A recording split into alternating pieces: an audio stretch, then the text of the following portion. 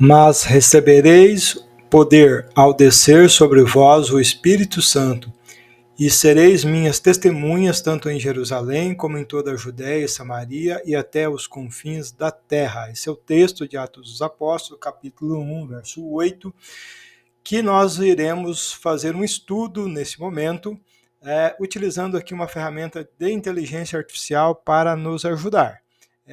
Eu comecei aqui pedindo para explicar o texto de Atos dos Apóstolos 1:8, e aí, como a gente tem feito aqui nesse canal, a gente vai acompanhar o estudo que ela vai produzir para a gente e a gente vai fazer uma crítica para ver se essa ferramenta é confiável no sentido de nos entregar um conteúdo de qualidade, né, se é um estudo bíblico de fato, se tem boas referências bíblicas, se tem base bíblica, ou se ela contém aí alguns erros que a gente precisa tomar cuidado. Então eu quero que você acompanhe comigo, que você se inscreva no canal e que você deixe um comentário depois dizendo, olha, gostei do estudo, não gostei, achei que ela falhou nisso, achei que ela acertou nisso, ou seja, contribua, né, para a gente ajudar melhor nessa crítica e ajudar outras pessoas que pretendem usar essas ferramentas para melhorar o seu conhecimento teológico, o seu conhecimento bíblico, inclusive. Então vamos lá, vamos ver como é que ela explicou para a gente esse importante versículo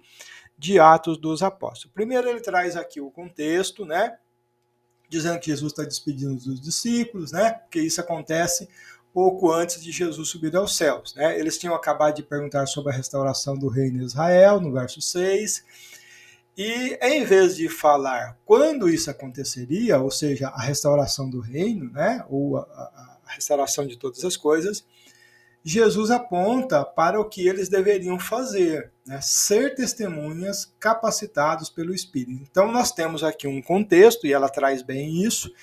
Os discípulos estão conversando com Jesus e eles fazem uma pergunta bem importante no verso 6, quando é que o Senhor vai restaurar o reino de Israel?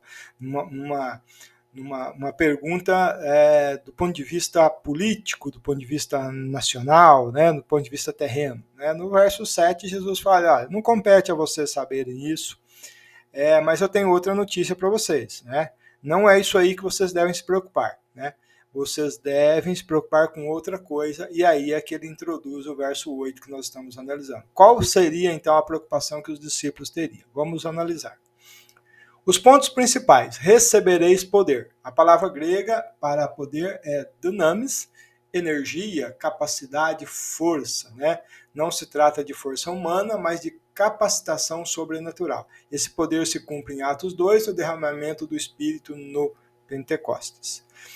Ao descer sobre vós o Espírito Santo. O Espírito não apenas acompanha, mas vem habitar e capacitar os discípulos. É o cumprimento da promessa de Jesus em João 14,16, o envio do Consolador. Sereis minhas testemunhas. Né? Ser testemunha é viver e anunciar o que viriam a experimentar com Cristo. A missão é dar testemunho da vida, morte e ressurreição de Jesus. Esse testemunho se faz tanto em palavras quanto em atitudes. E aí ele completa dizendo, né, a interpretação de em Jerusalém, Judéia, Samaria e até os confins da terra. Né, representa a expansão progressiva do Evangelho. Essa tem sido a interpretação histórica desse texto, né?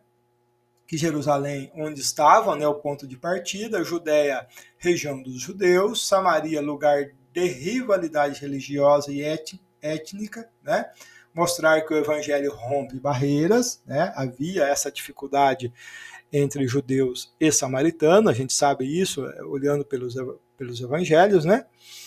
E confins da terra, todo mundo, né, alcançando os gentios. Então aqui a expansão não teria limites geográficos, né, é o que Jesus disse. Apesar de inicialmente ter aquela ideia, né, de que o evangelho estaria restrito ali aos judeus, afinal de contas Jesus era judeu, as promessas de Deus era povo judeu, né, quer dizer, mas Jesus diz que não. Jesus diz que isso teria que ir até os confins da terra, ou seja, não teria.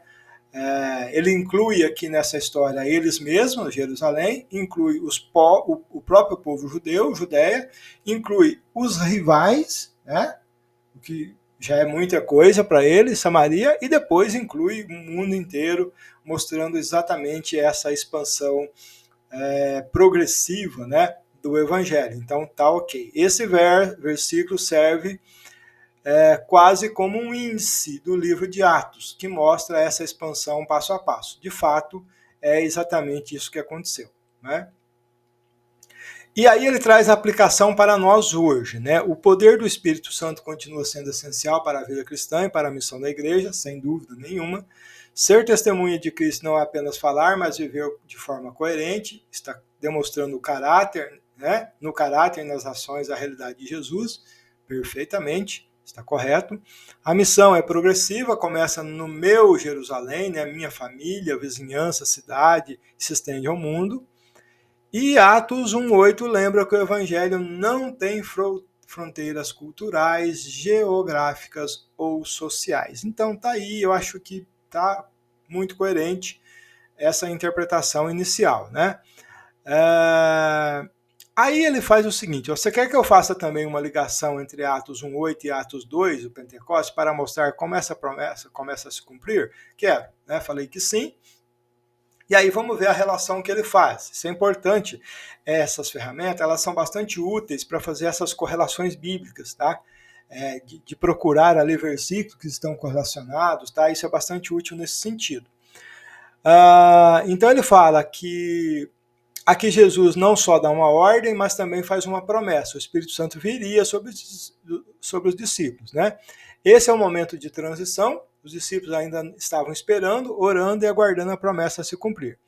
E no dia de Pentecostes, 50 dias após a Páscoa, né, acontece a descida do Espírito Santo, onde todos estavam reunidos, quando veio um som como de um vento impetuoso, apareceram línguas como de fogo sobre cada um, todos foram cheios do Espírito Santo e começaram a falar em outras línguas. Isso mostrou que o poder prometido em Atos 1,8 havia chegado. Perfeito, perfeito. Né? É isso mesmo. Testemunho em Jerusalém, judeus de várias nações ouviram a mensagem de Deus em seus próprios idiomas. Isso demonstra o alcance universal da missão, correto?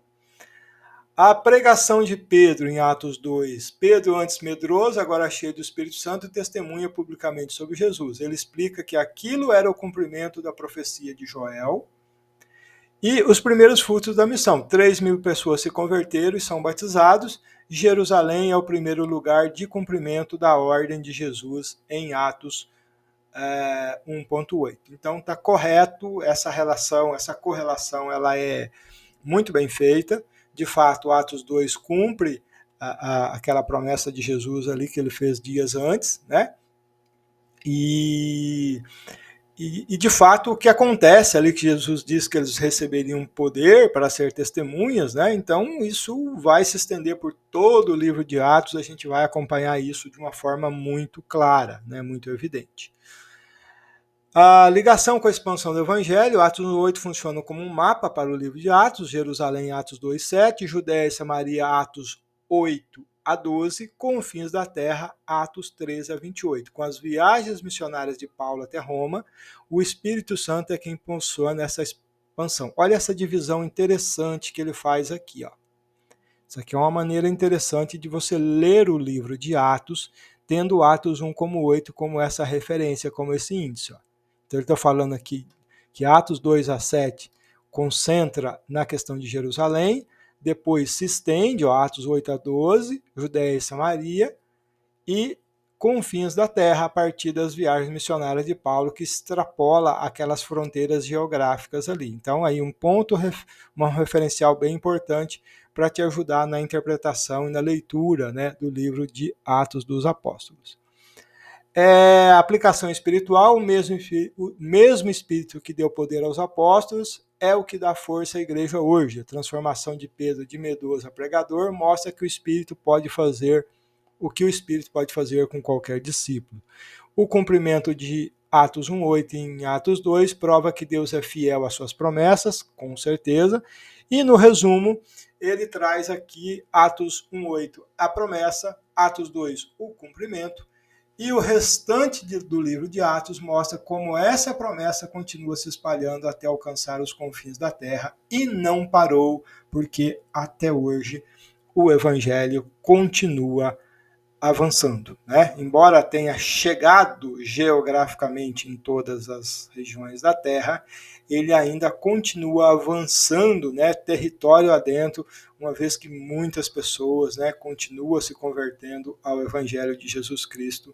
E Atos 1,8 é o ponto de partida dessa grande promessa que Jesus fez e como palavra de Deus se cumpre, né? Então acho que foi um bom estudo, acho que essa ferramenta foi bastante precisa, né? Deu aqui pontos, né, que nos ajudam a expandir o nosso entendimento, o nosso conhecimento, inclusive essa questão da leitura aqui do livro de Atos, que é bem interessante. Então eu gostei, eu achei que foi um bom estudo e eu queria saber o que você achou, tá? Pedi para você deixar aí um comentário dizendo qual é a sua posição, se você concordou. E inscreva-se no canal, acompanhe outros vídeos aqui, porque a gente vai continuar ainda com esse trabalho, mostrando outros textos para a gente conhecer um pouquinho mais, né?